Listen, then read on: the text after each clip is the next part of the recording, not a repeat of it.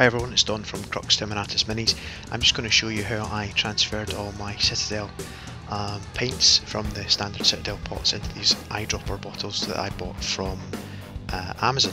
I bought 100 of them because I had the full 80 sets, full 80 paint set, and basically I got the funnel out of a hip flask thing for pouring whiskey in. Don't drink whiskey, so I thought I'd better use it for something. So I'm just going to show you, this is the very first one I did as a test, and basically I bought 100 of the 15mm eyedropper bottles from China. I couldn't source the Vallejo ones that I wanted cheap enough. They were the cheapest I could find them was 36 pence each, and you know, when you've got over 80 pints to whack in, it soon adds up. So the reality is I found them cheap, waited a month on postage, and then set about transferring them over. It took 2 days of trying to look after a 3.5-year-old and run a house and do a job at the same time, but I got there in the end. The one thing I did do was try pouring it in. You can see how little paint actually comes out of the Citadel pots, which is the real reason I wanted to change it in the first place. Obviously, using an airbrush a lot, it's actually very difficult to control, so that's why I wanted the eyedropper control. But you'll see it's only less than half, so I used some X20 Tamiya thinner, and this is the first one I do. I put in like 6 or 7 drops or something. At the end I was swilling it in a bucket just to try and get it out.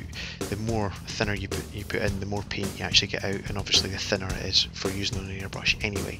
So I gave this one a good shake, and the reality is I get about another, I don't know, 10-15 drops of paint out of it if I'm lucky. So I went back later on and really like put a quarter of the bottle of thinner and shook it up and down so the inside the paint bottle becomes clear.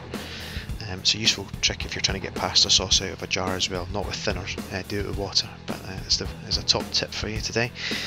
So that's us just about done. As I say, it doesn't look very complicated, but it takes an age, especially if you've got a full paint set, and the new paint set is it's like 200 paints or something. If you can afford that, good on you, but someone who worked for Games Workshop told me that they deliberately manufactured these paint pots to fail, and that's why you get a sort of clog around the inside, because it dries out your paints, so you have to go and buy more. So I've got these eyedropper bottles just to use these paints up on my airbrush until they're done, and then I'm replacing my entire spectrum with Vallejo Model Air colour and Game colour. So just the cap to fit in there, nice and easy.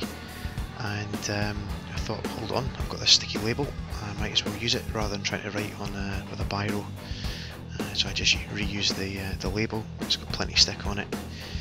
And when I went back in and added more thinner to that pot, as I say, the pot that was originally full of paint is now empty, and the eyedropper bottle sits about 3/4 full. So it's a good trade-off, and especially at that price, it's totally worth doing, especially if you're using an airbrush.